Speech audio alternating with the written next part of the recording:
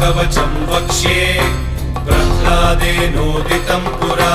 सर्वरक्षाकरं पुण्यं सर्वोपद्रवनाशनं स्वाहा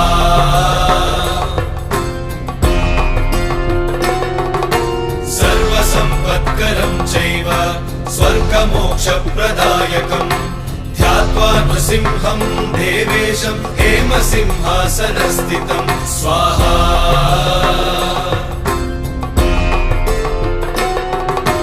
विवृत्तास्यं त्रिनयनं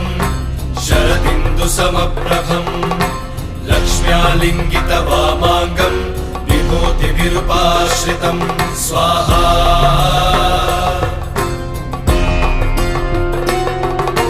चतुर्भुजं कोमलाङ्गं स्वर्णकुण्डलशोभितं श्रिया सुशोभितोरस्कं